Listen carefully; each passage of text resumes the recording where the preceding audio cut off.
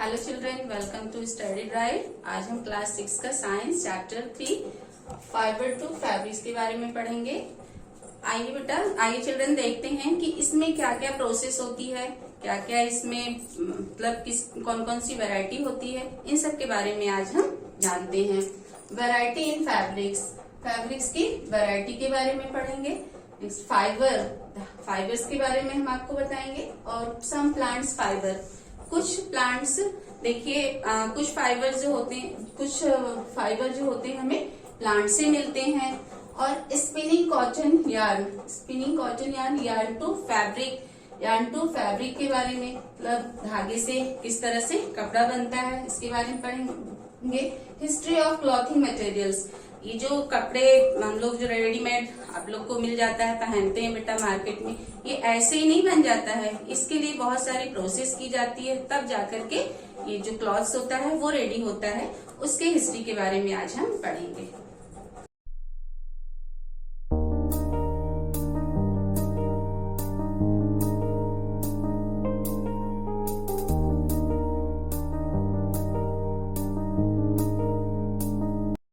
देखिए चिल्ड्रन, जिस तरह से फूड हमारी बेसिक नीड है, उसी तरह से क्लॉथ्स भी हमारी बेसिक नीड होती है। इस तरह से क्लॉथ्स हम सीजन के अकॉर्डिंग भी पहनते हैं। जैसे कि गर्मी के सीजन में हमको कॉटन के कपड़ों की जरूरत होती है, बारिश में हम जो है बरसात के कपड़े पहनते हैं, और ठंडी में हम वुलन क्लॉथ्स पहनते हैं। और क्लॉथ्स जो होते हैं वो हमें प्रोटेक्ट भी करते हैं। जैसे देखिए, धूप के समय में धूप लग जाती है या बारिश होने लगती है तो हम गीले भीग जाते हैं, तो हम रेनी क्लॉथ्स पहनते हैं। ये सब और भी ओकेशंस होते हैं, जैसे कि स्कूल जाने लगते हैं, हम अगर स्कूल जाते हैं तो वी वेयर स्कूल क्लॉथ्स, तो हम स्कूल के कपड़े पहनते हैं। और जब कहीं पार्टी में जाना होता है तो वी वेयर पार्टी का ड्रेस हम पहनते हैं। अगर कोई फंक्शन है, शादी है, तो हम शादी के अकॉर्डिंग कपड़े पहनते हैं। तो ये सब भी जो है कपड़ों से हमें हमारी क्या स्मार्टनेस दिखती है। अगर हम कपड़े नहीं पहने तो कैसे लगेंगे, ये आप इमेजिन कर सकते हो चिल्ड्रन। तो कपड़े जो है, जिस तरह से हमें फूड की नीड होती है, उसी तरह से हमें क्लॉथ्स की भी नीड होती है। आइए चिल्ड्रन, अब हम वैरायटी इन फैब्रिक्स के बारे में पढ़ेंगे।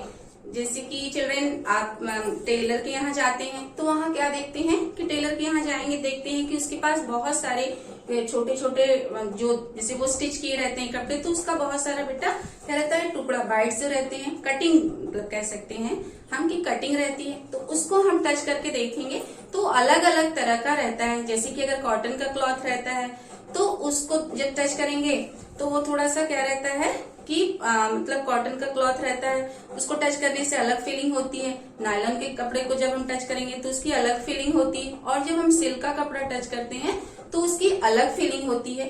तो ये जो है कपड़ों की वैरायटी होती है कि उसके फीलिंग टच करने से कोई बहुत सॉफ्ट होता है, कोई खुरदुरा होता है, और कोई बहुत मोटा होता है। आइए चिल्ड्रन, अब हम फाइबर के बारे में पढ़ते हैं। The thin strands of thread that we use are made up of still thinner strands called fiber. Children, आपने देखा होगा कि आपके घर में थ्रेड होगा, रील होगी, उसको जब बहुत ध्यान से आप देखोगे तो देखोगे कि उसमें और भी पतले पतले क्या रहते हैं, धागे रहते हैं। और जो सबसे पतली लड़ी जो निकलती है उसी को हम क्या कहेंगे, फाइबर कहेंगे।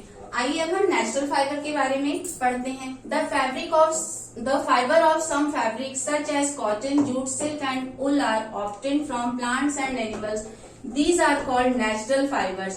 जो क्लॉथ्स होते हैं वो कई प्रकार के धागों से मिलकर बने होते हैं। जैसे कि चिल्ड्रन, वो धागा किसी का भी हो सकता है, जैसे कि कॉटन का हो सकता है, जूट का हो सकता है, सिल्क का और उल का हो सकता है। और ये थ्रेड किससे मिलता है, हमें प्लांट से या तो एनिमल से मिलता है, इसलिए इसको हम क्या कहते हैं, नेचुरल फाइबर्स कहते हैं। Cotton and jute are example of fibres obtained from plant. इसमें देखिए, कॉटन और जूट जो होता है ये किससे ऑब्टेन्ड होता है, हमें प्लांट से ऑब्टेन्ड होता है।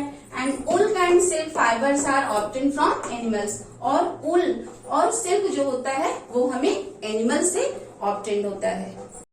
आइए चिल्ड्रन, अब हम सिंथेटिक फाइबर के बारे में पढ़ेंगे। Fibre which are not obtained from plants और animal sources are called synthetic fibres. Example polyester, nylon and acrylic. ये बेटा, ये फाइबर, कुछ फाइबर्स ऐसे होते हैं जो कि हमें ना तो प्लांट से मिलते हैं और ना तो हमें एनिमल से मिलते हैं। इनको हम क्या कहते हैं, सिंथेटिक फाइबर्स कहते हैं। ये फैक्ट्रीज में बनते हैं। इसमें देखिए इसके एग्जाम्पल हो गए हैं पॉलिस्टर, नायलॉन एंड एक्रिल। आइए चिल्ड्रन, अब हम सम प्लांट फाइबर्स के बारे में पढ़ते हैं। कुछ प्लांट्स के फाइबर्स के बारे में पढ़ते हैं, जैसे कि कॉटन हो गया। आप लोग कॉटन के बारे में जानते होंगे बेटा, कॉटन का प्लांट देखा है आपने। कॉटन का प्लांट होता है बेटा, उसमें फिर क्या होता है, कॉटन के प्लांट में ऐसे वो लगते हैं बेटा, फ्रूट्स लगते हैं, और जब वो फ्रूट्स ब्रस्ट होता है, पक जाता है, तो वो जब ब्रस्ट होता है तो उसमें व्हाइट कलर का ऐसे कॉटन निकलता है।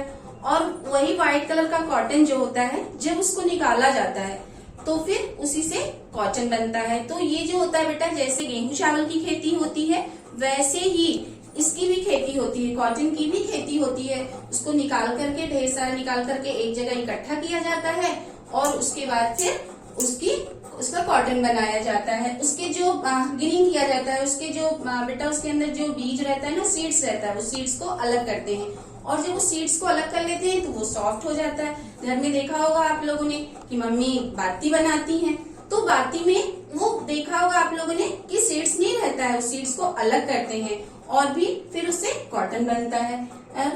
Now, cotton plants are usually grown at places having black soil and warm climate. ये कहाँ पर बेटा होता है? देखिए ये किस क्लाइमेट में होता है। हर जगह तो हर चीज की खेती नहीं होती है ना, तो ये जो खेती, इसकी खेती जो होती है, ये किस सॉइल में होती है? ब्लैक सॉइल में होती है। और वार्म क्लाइमेट, मतलब वहाँ की क्लाइमेट कैसी होनी चाहिए? वार्म होनी चाहिए, गर्म क्लाइमेट होनी चाहिए, गर्म जलवायु में ये कॉटन की खेती होती है। और नाउ नेक्स्ट जूट। अब हम जूट के बारे में पढ़ेंगे। जूट का प्लांट बेटा, जूट का भी प्लांट होता है, और उसके स्टिंग को क्या करते हैं? कट करते हैं। और इसके स्टिंग को जब उसमें फ्लावर आने लगता है तो स्टिंग कट करते हैं, और जब उसको कट करते हैं तो उसको वाटर में, जैसे कोई पॉन्ड हो, तालाब वगैरह होता है, या कहीं वाटर कलेक्ट किया रहता है, उसके अंदर उसको क्या करते हैं? डाल देते हैं। डालने के बाद फिर क्या होता है? वो जब सड़ जाता है, तो जब वो सड़ जाता है तो उसको क्या करते हैं कि अलग करते हैं। ऊपर से उसका जो पार्ट रहता है निकाल लेते हैं, और जब उसके पार्ट्स को निकाल लेते हैं तो उसमें से वो क्या निकलता है? जूट निकलता है। और उसी जूट से जूट का बैग बनता है, जूट की सैक्स बनती है, बोरियां भी बनती है ना। तो यहाँ देखिए, it is cultivated during rainy season in India. It is mainly grown in West Bengal, Bihar and Assam.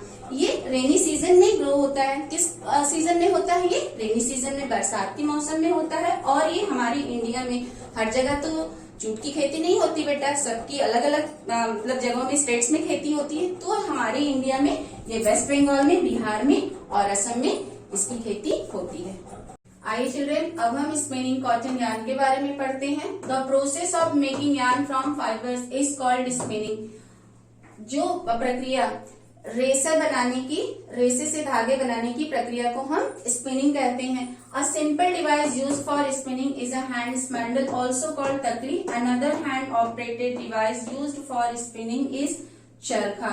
A simple device के बारे में हम आपको बताते हैं बेटा। एक सिंपल सा डिवाइस तकली होता है, वो तकली इसे कहते हैं। और वो तकली किससे चलता है? हैंड से। इसको हम हैंड से चलाते हैं। और नेक्स्ट जो होता है वो भी हैंड ऑपरेटेड होता है, उसको हम चरखा कहते हैं।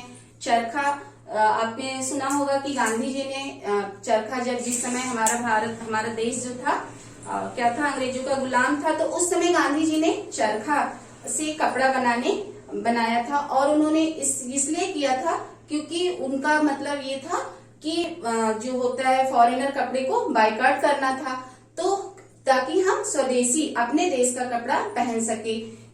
चरखे से कपड़ा बनाने का काम करते हैं। आइए चिल्ड्रन, अब हम यार्न टू फैब्रिक के बारे में पढ़ते हैं कि धागों से कैसे कपड़ा बनता है। आप जानते ही, हमने आपको बताया था बेटा कि धागों से ही कपड़ा बनता है, ऐसे ही डायरेक्ट हमको कपड़े नहीं मिल जाते हैं। तो अब हम देखिए आपको बताते हैं इसके प्रोसेस के बारे में। Weaving, the process of arranging two sets of yarns together to make a fabric is called weaving. दो सेट्स, धागों के दो सेट्स को अरेंज करके क्या होता है बेटा कि उससे अरेंज करके जो हम बनाते हैं, कपड़ा बनाते हैं, उसको हम कहते हैं, उस प्रोसेस को वीविंग कहते हैं। और नेक्स्ट देखिए knitting, the process of using single yarn to make a piece of fabric is called knitting. जिसमें सिर्फ एक ही सिंगल यार्न का यूज होता है, उसमें दो यार्न नहीं होता है, उसको हम कहते हैं नीटिंग। जैसे कि स्वेटर आपने देखा होगा, घर में मम्मा स्वेटर बनाती हैं तो उसमें सिर्फ एक ही यार्न का यूज करती हैं, सिलाई से स्वेटर बुनती है ना। और ये जो है नीटिंग, ये मशीनरी भी होता है, मशीनों में भी बनाया जाता है, मशीनों के द्वारा भी, और इसको हम हैंड से भी बनाते हैं। आई चिल्ड्रन, अब हम आपको हिस्ट्री ऑफ क्लॉथिंग मटेरियल्स के बारे में बताते हैं कि पहले एंशियंट टाइम में, बहुत समय पहले आदि मानव जो रहते थे बेटा, उनको कपड़ों का ज्ञान नहीं था, वो कपड़े नहीं पहनते थे। वो कपड़ों की जगह पर जब उनको ठंडी महसूस होती थी, गर्मी महसूस होती थी, गर्मी में गर्म धूप लगती थी और ठंडी में ठंड लगती थी, तो वो क्या करते थे कि बड़े बड़े जो पत्ते रहते थे, पेड़ों के पत्ते रहते थे, उनको अपने शरीर में लपेट लेते थे, या पेड़ों की छाल रहती थी उसको लपेट लेते थे। जो एनिमल्स रहते थे, जानवरों को मारकर वो खाते थे, ये तो पता ही होगा आप लोगों को, तो उसकी जो बार्क रहती थी, उसकी जो खाल रहती थी, उसको वो क्या करते थे कि अपने शरीर पर लपेट लेते थे। फिर धीरे धीरे जब उनको बुनाई का मतलब उनको ये हुआ बेटा कि इसको किस तरह से एक लड़ी में पिरोया जाए, तो वो क्या करने लगे कि जो पेड़ों की छाल, जैसे कोई बड़ी बड़ी पत्तियां होती थी या कोई लंबी से कह सकते हैं, पेड़ों में जैसे कोई रेशे वगैरह होते थे, इसको वो क्या करते थे कि एक साथ में पिरोने जैसे चोटी जैसे बना लेते थे और उसको अपने शरीर में लपेट लेते थे। फिर धीरे धीरे समय आगे बढ़ते गया, उनको जब एग्रीकल्चर का ज्ञान हुआ तब फिर उन्होंने कपड़ों के बारे में उनको धीरे धीरे ज्ञान होने लगा और फिर कॉटन की खेती होने लगी, और फिर कॉटन की खेती जब होने लगी तो कॉटन से कपड़े बनने लगे। और आज समय बहुत आगे बढ़ गया है कि हाथ से हैंडलूम का काम कम होता है, हाथ से बनाए हुए चीजों को मतलब उसमें बेटा समय ज्यादा लगता है, इसलिए मशीनों में, फैक्ट्रियों में कपड़ा बनता है। और वो कपड़ा जो होता है बहुत हर तरह का होता है, अलग अलग उसकी मतलब हर तरह से बहुत जल्दी बन जाता है, इसलिए मशीनों का आजकल ज्यादा ही यूज हो रहा है। Thank you children.